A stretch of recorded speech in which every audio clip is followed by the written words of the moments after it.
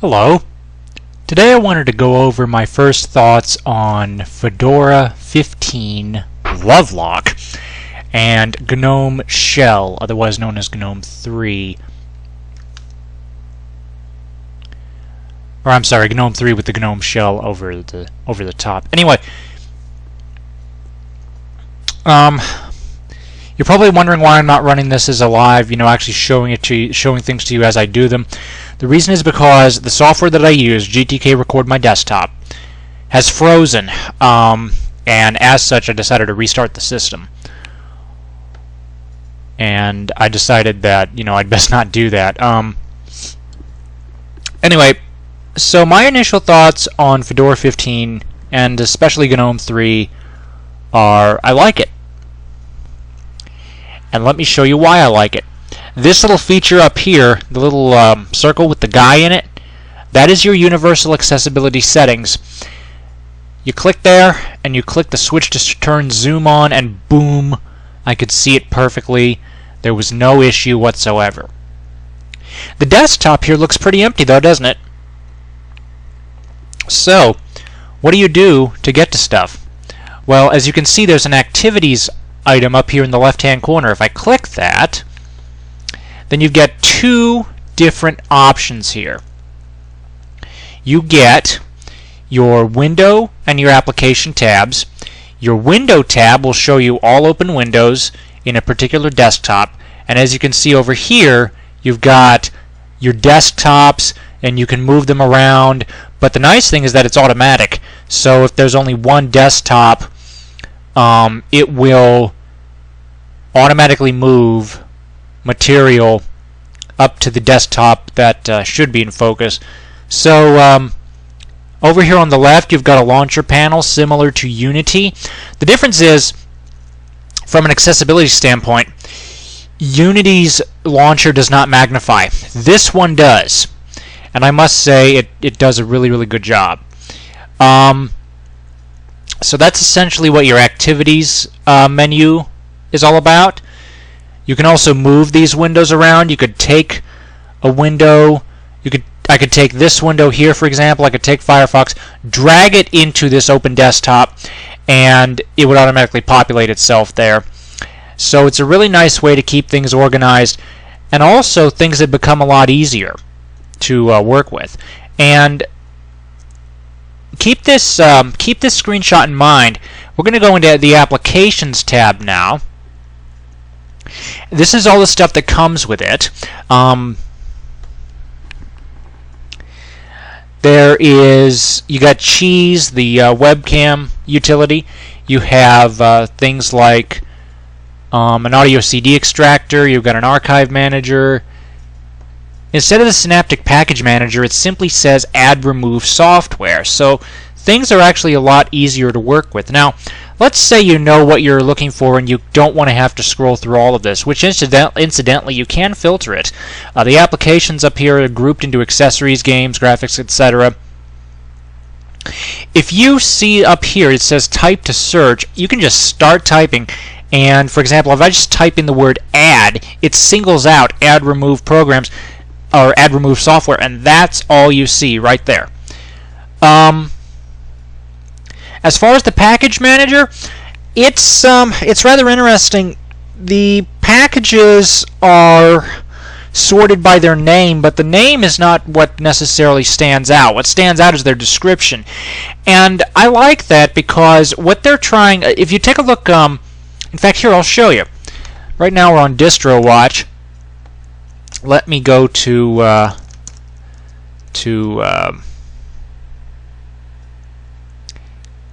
I'm sorry, I lost my train of thought here. Let's go to gnome3.org. Made of Easy. So we can take a look here. We've got all these different windows. Now, a lot of people really gave GNOME 3 some negative press because of the lack of the minimize and maximize buttons. You double tap up here at the top, and by default your window will maximize.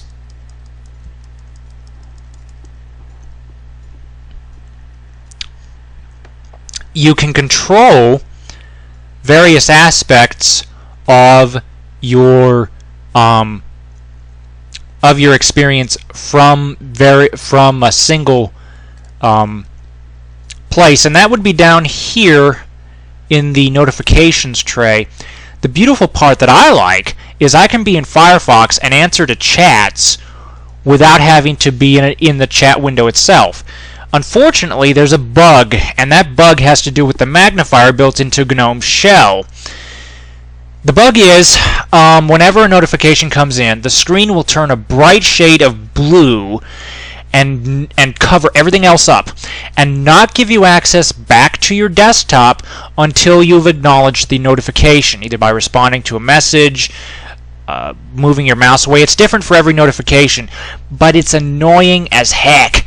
So, and I did report this. I did report it. It is an official bug, and they also managed to tell me that in fact it is related to a similar bug where a blue box surrounds the spinning, I don't know what you call it, the little spinning wheel whenever something's loading in the GNOME environment. There's a little blue box around that. That's unfortunately related to this. So my hope is that the people on the GNOME Shell project hear this. Guys, I would definitely look at getting that fixed. This is the first time I've ever filed a bug in my life, so I goofed. I meant to put it on priority high, and I say that because with that sudden flicker of blue light, if you're an epileptic, in addition to being visually impaired, that could be problematic for you if you're low vision. As far as people who have no vision, unfortunately, Orca is not ready. I tried to launch it, and it just crashed. Well, I'm sorry, it didn't crash, but it didn't. It wasn't ready. And again, if you take a look at the title of the video, you'll see it's Fedora 15 Beta. The full release is not due out till the end of the month, May 26th, and at the time of this recording, it's May 6th. So we still have 20 days, about 3 weeks left. So I'm crossing my fingers and hoping that we see some improvements between now and then. I'm expecting a lot of these bugs to disappear, but the magnifier one's the high priority for me. Anyway, as you can see, you got notifications down here, and you can respond to a message wherever you are, and it's really, really, really nice. There is also a, as we talked about earlier, the way the windows manage themselves. Now, I want you to take a look at the way applications are organized. If you click anywhere in here, and I'm not talking about the side scroller, although you can use that. If you click and move up as if you were swiping up on an iPad or an Android tablet, it will go ahead and move things down for you. Now, why is that important? I'll tell you why it's important. If you search in my favorites, you will see, offhand I can't remember what the title is, but it's a demo of somebody showing an on-screen keyboard utilizing GNOME Shell and Fedora 15 on the Wii tab. Now, for those of you who do not know what the Wii tab is, the Wii tab is a MeeGo and Linux-based tablet that is probably the most open platform I've ever seen in a tablet. This thing will support pretty much everything, and that includes the ability, thanks to its ARM processor, of being able to run applications. And the best part is, I checked in the comments, the touch screen drivers are already in place. You just need to load it on there, and boom. So Microsoft has been talking about putting a full desktop class operating system on a tablet. Sounds like the people at GNOME Shell and Fedora have beaten you to it. Anyway, my overall experience with Fedora, very, very positive. I cannot wait for this to be out of beta, because I am definitely switching once it's out of beta. As long as I'm going to run it live once it's out of beta, go through and see what's been fixed. If I feel it's worthy enough, I will in fact be switching from Zorin to Fedora 15 Lovelock. And I love the new GNOME interface. I love it a lot more than I do Unity. This just feels more natural, especially since the way I look at it, tablets are becoming the computer for the average consumer. Maybe not for everything, but for a lot of things. Particularly for things like just checking email, watching YouTube videos. A lot of people are doing that. You know, they just go online, watch YouTube videos, and if they need to go into production, go do some production work.